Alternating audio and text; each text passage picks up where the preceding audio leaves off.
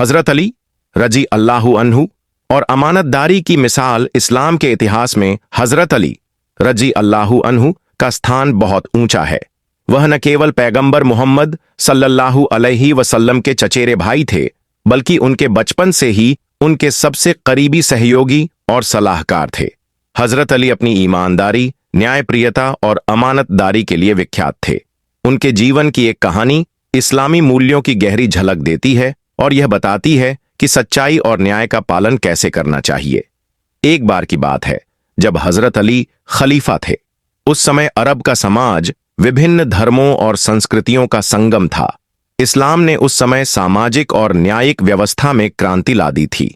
एक यहूदी व्यक्ति जो उस समय के समाज में व्यापार और दस्तकारी में मशहूर था, ने दावा किया कि हजरत अली ने उसकी ढाल चुरा ली है।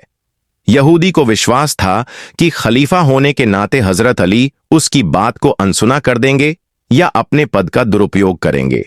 लेकिन इस्लाम की न्यायप्रिय परंपराएं ऐसी थीं कि हर व्यक्ति को न्याय पाने का अधिकार था। यहूदी ने अपने दावे के साथ अदालत का दरवाजा खटखटाया।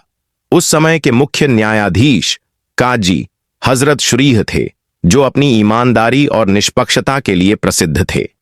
यह मामला जब अदालत में पहुंचा तो हजरत अली ने कहा, मुझे अदालत में पेश होने से कोई आपत्ति नहीं है।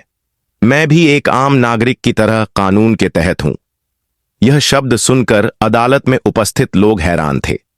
यह घटना उन दिनों की थी जब शासक अपने अधिकारों का दुरुपयोग करते थे। लेकिन इस्लाम में कोई भी व्यक्ति कानून से ऊपर नहीं था। काजी ने दोनों पक्षों को सुना। यहूदी ने अपनी बात रखते हुए कहा, यह ढाल मेरी है और हजरत अली ने इसे मुझसे छीन लिया है। काजी ने पूछा, क्या आपके पास इस बात का सबूत है कि यह ढाल आपकी है? यहूदी ने जवाब दिया, मेरे पास इस बात का कोई गवाह नहीं है, लेकिन यह ढाल लंबे समय से मेरे पास है। इसके बाद काजी ने हजरत अली से सवाल किया, क्या आपके पास कोई गवाह है जो यह साबित कर सके कि यह ढाल आपकी है? हजरत अली ने जवाब दिया, मेरे पास गवाह के तौर पर सिर्फ मेरा बेटा हसन है, लेकिन इस्लामिक कानून के तहत बेटा अपने पिता के पक्ष में गवाही नहीं दे सकता, इसलिए मेरे पास इसे साबित करने का कोई अन्य साधन नहीं है। काजी ने मामले को निष्पक्षता से सुनने के बाद फैसला सुनाया। चूंकि यहूदी के पास ढाल है और हजरत अली इसे साबित नहीं कर सके कि यह उनकी है, इसलिए यहूदी इस ढाल का असली मालिक माना जाएगा। फैसला सुनते ही अदालत में सन्नाटा छा गया। लोग हैरान थे कि एक खलीफा ने बिना किसी दबाव के अदालत के फैसले को स्वीकार कर लिया। हजरत अली ने बिना किसी विरोध के फैसले को मान लिया और कहा, यह इस्लाम का न्याय है। यहूदी ने खलीफा की यह विनम्रता और न्यायप्रियता देखकर गहरी सोच में पड़ गया। उसने कहा, ऐसा न्याय मैंने आज तक नहीं देखा। एक खलीफा जो पूरे इस्लामी साम्राज्य का शासक है, मेरे जैसे एक आम व्यक्ति के साथ अदालत में खड़ा होता है और अपने खिलाफ फैसला भी मान लेता है। यह इस बात का सबूत है कि इस्लाम सच्चा धर्म है।